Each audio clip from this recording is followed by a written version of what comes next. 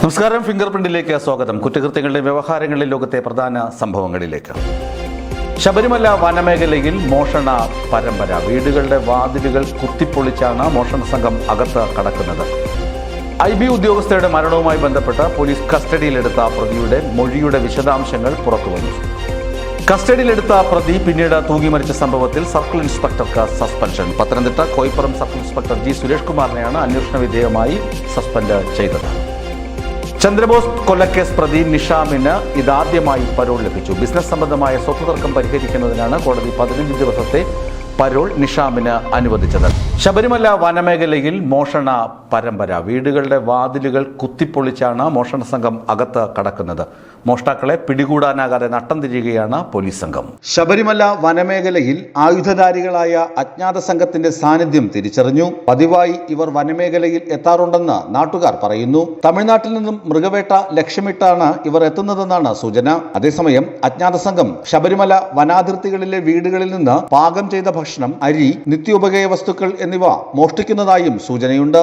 ആങ്ങമൂഴി, വാലുപാറ, കൊച്ചുകോയിക്കൽ, ഗുരുനാഥൻ മണ്ണ് എന്നിവിടങ്ങളിലാണ് മോഷണം അരങ്ങേറുന്നത്. സംഭവത്തിൽ ഇതുവരെ പോലീസും വനംവകുപ്പും നടപടികൾ സ്വീകരിക്കുന്നില്ലെന്നും നാട്ടുകാർ പറയുന്നു. വീടുകളുടെ വാതിലും ജനലുകളും വെട്ടിപ്പൊളിച്ചാണ് സംഘം വീടുകൾക്കുള്ളിൽ കടക്കുന്നത്. സംഭവം അന്വേഷിച്ച് ഉടൻ നടപടി സ്വീകരിക്കണമെന്നാണ് നാട്ടുകാരുടെ ആവശ്യം. മാരക ആയുധങ്ങൾ ഉൾപ്പെടെയാണ് സംഘം സ്ഥലത്ത് എത്തുന്നത്. തടയാൻ ശ്രമിക്കുന്ന നാട്ടുകാരെ അജ്ഞാത സംഘം ആക്രമിക്കുമെന്ന ഭയവും നിലവിലുണ്ട്. വിസ്മയ ന്യൂസ്, പത്തനംതിട്ട. IB ഉദ്യോഗസ്ഥരുടെ മരണവുമായി ബന്ധപ്പെട്ട് പോലീസ് കസ്റ്റഡിയിലെടുത്ത പ്രതിയുടെ മൊഴിയുടെ വിശദാംശങ്ങൾ പുറത്തുവന്നു. സുഗാന്തിന്റെ മൊഴിയാണ് പുറത്തുവന്നത്. പരസ്പര സമ്മതത്തോടുകൂടിയാണ് ലൈംഗികമായി ബന്ധപ്പെട്ടതെന്നാണ് മൊഴിയുടെ വിശദാംശങ്ങൾ. ഞെട്ടിക്കുന്ന മൊഴിയാണ് ഇയാൾ നൽകിയതെന്നാണ് ഉദ്യോഗസ്ഥർ നൽകുന്ന വിവരം. IB ഉദ്യോഗസ്ഥയുടെ ആത്മഹത്യയുമായി ബന്ധപ്പെട്ട കേസിൽ പ്രതി സുഗാന്ത് സുരേഷിന്റെ മൊഴിയാണ് പുറത്തുവന്നത്. കഴിഞ്ഞ ദിവസം യുവതിയുടെ തിരുവനന്തപുരത്തെ ഫ്ളാറ്റിൽ സുഗാന്തുമായി അന്വേഷണ ഉദ്യോഗസ്ഥർ തെളിവെടുപ്പ് നടത്തിയിരുന്നു. ഇതിനിടെ നടത്തിയ ചോദ്യം ചെയ്യലിന്റെ വിവരങ്ങളാണ് പുറത്തുവന്നത്.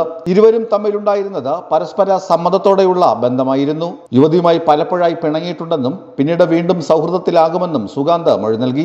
യുവതി മരിച്ച ദിവസം പരസ്പരം വഴക്കിട്ടിരുന്നു. ആത്മഹത്യ ചെയ്യേണ്ട സാഹചര്യം എന്താണെന്ന് അറിയില്ലെന്ന് സുഗാന്ത് പോലീസിന് മൊഴി നൽകി. സുഗാന്തുമായി തിരുവനന്തപുരം പേട്ട പോലീസ് ഇപ്പോൾ കൊച്ചിയിലാണ് ഉള്ളത്. നെടുമ്പാശ്ശേരിയിലെ ഇയാളുടെ അപ്പാർട്ട്മെന്റിൽ തെളിവെടുപ്പ് നടത്തുമെന്ന് അന്വേഷണ ഉദ്യോഗസ്ഥർ പറഞ്ഞു. ഹൈക്കോടതി മുൻകൂർ ജാമ്യാപേക്ഷ തള്ളിയതിനെ തുടർന്നാണ് ഒളിവിലായിരുന്ന സുഗാന്ത് കഴിഞ്ഞ മാസം അവസാനം അന്വേഷണ സംഘത്തിന് മുന്നിൽ കീഴടങ്ങിയത്. തുടർന്ന് തിരുവനന്തപുരത്ത് എത്തിച്ച പ്രതിയെ 14 ദിവസത്തേക്ക് കോടതി റിമാൻഡ് ചെയ്തിരുന്നു. നിലവിൽ ജൂൺ 5 വരെ സുഗാന്തിനെ പോലീസ് കസ്റ്റഡിയിൽ വിട്ടിരിക്കുകയാണ്. മാർച്ച് 24-നാണ് തിരുവനന്തപുരം പേട്ടയിലെ റെയിൽവേ ട്രാക്കിൽ പത്തനംതിട്ട സ്വദേശിയായ IB ഉദ്യോഗസ്ഥയെ മരിച്ച നിലയിൽ കണ്ടെത്തിയത്. വിസ്മയ ന്യൂസ്, തിരുവനന്തപുരം. കസ്റ്റഡിയിലെടുത്ത പ്രതി പിന്നീട് തൂങ്ങി മരിച്ച സംഭവത്തിൽ സർക്കിൾ ഇൻസ്പെക്ടർക്ക് suspension. Pathanamthitta Koipuram circle inspector G. Suresh കുമാറിനെയാണ് അന്വേഷണ വിധേയമായി സസ്പെൻഡ് ചെയ്തത്. കഞ്ചാവ് വലിച്ചതിനെ തുടർന്ന് കസ്റ്റഡിയിലെടുത്ത പ്രതിക്ക് മർദ്ദനമേറ്റു എന്നാണ് കേസ്. ഇയാളെ പിന്നീട് പോലീസ് സ്റ്റേഷൻ പരിധിയിൽ മരിച്ച നിലയിൽ കണ്ടെത്തുകയായിരുന്നു. കോന്നി സ്വദേശി സുരേഷാണ് മരിച്ചത്. സുരേഷിനെ കസ്റ്റഡിയിലെടുക്കുകയും കഞ്ചാവ് വലിച്ചു എന്ന കുറ്റം ചുമത്തി കേസ് രജിസ്റ്റർ ചെയ്യുകയുമായിരുന്നു. പിന്നീട് സ്റ്റേഷൻ ജാമ്യം നൽകി സുരേഷിനെ വിട്ടയച്ചു എന്നാണ് പോലീസിന്റെ വിശദീകരണം. എന്നാൽ 4 ദിവസത്തിന് ശേഷം സുരേഷിനെ ഒരു തോട്ടത്തിൽ മരിച്ച നിലയിൽ കണ്ടെത്തി. സംഭവത്തിൽ പോലീസ് അന്വേഷണവും നടത്തിയിരുന്നില്ല. പോസ്റ്റ്മോർട്ടം റിപ്പോർട്ടിൽ സുരേഷിന്റെ ശരീരത്തിൽ വാരിയലിനടക്കം ക്ഷതവും ചൂരൽ കൊണ്ട് അടിച്ചതിന് സമാനമായ പാടുകളും കണ്ടെത്തിയിരുന്നു. സുരേഷിന് മർദ്ദനമേറ്റതായി വ്യക്തമായിട്ടും പോലീസ് അന്വേഷണം നടത്താൻ തയ്യാറായില്ല. പിന്നീട് സുരേഷിന്റെ ബന്ധുക്കൾ പോലീസിൽ പരാതി നൽകി. മാധ്യമങ്ങളിൽ വാർത്തകൾ വന്നതോടെയാണ് പോലീസ് അന്വേഷണം പ്രഖ്യാപിച്ചത്. പ്രാഥമിക അന്വേഷണം പൂർത്തിയാക്കിയ ശേഷമാണ് CIക്കെതിരെ നടപടിയെടുക്കാൻ അന്വേഷണ സംഘം തീരുമാനിച്ചത്. കസ്റ്റഡി മർദ്ദനം, അന്യായമായി വാഹനം പിടിച്ചുവയ്ക്കൽ, മൊബൈൽ ഫോൺ പിടിച്ചുവയ്ക്കൽ എന്നീ 3 കാര്യങ്ങൾ മുൻനിർത്തിയാണ് CIക്കെതിരെ അന്വേഷണ വിധേയമായി നടപടി സ്വീകരിക്കാൻ അഡീഷണൽ SP DIGക്ക് റിപ്പോർട്ട് നൽകിയത്. വിസ്മയ ന്യൂസ്, പത്തനംതിട്ട. ചന്ദ്രബോസ് കൊലക്കേസ് പ്രതി നിഷാമിന് ഇതാദ്യമായി പരോൾ ലഭിച്ചു. ബിസിനസ് സംബന്ധമായ സ്വത്ത് തർക്കം പരിഹരിക്കുന്നതിനാണ് കോടതി 15 ദിവസത്തെ പരോൾ നിഷാമിന് അനുവദിച്ചത്. കർശനമായ ഉപാധികളോടുകൂടിയാണ് കോടതി നിഷാമിന് പരോൾ അനുവദിച്ചിരിക്കുന്നത്. തൃശൂർ ശോഭ സിറ്റിയിലെ സെക്യൂരിറ്റി ജീവനക്കാരനായിരുന്ന ചന്ദ്രബോസിനെ വാഹനമിടിച്ച് കൊലപ്പെടുത്തിയ കേസിലെ പ്രതി മുഹമ്മദ് നിഷാം പരോളിൽ പുറത്തിറങ്ങി. വിയൂർ സെൻട്രൽ ജയിലിൽ തടവ് ശിക്ഷ അനുഭവിക്കുന്ന നിഷാമിന് ഇതാദ്യമായാണ് പരോൾ ലഭിക്കുന്നത്.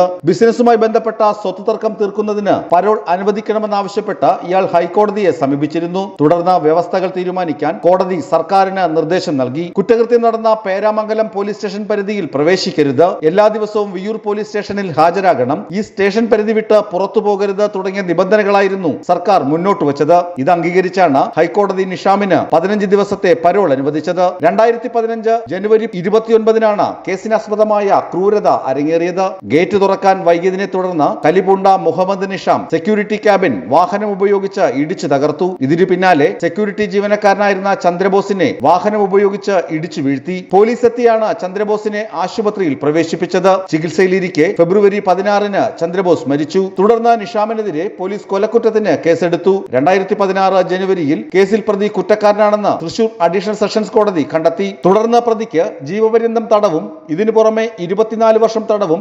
71,30,000 രൂപ പിഴയും വിധിക്കുകയായിരുന്നു. വിസ്മയ ന്യൂസ്, തൃശൂർ. ഫിംഗർ പ്രിന്റിൽ കൂടുതൽ വിശേഷങ്ങളുമായി മറ്റൊരിക്കൽ കാണാം. നന്ദി, നമസ്കാരം.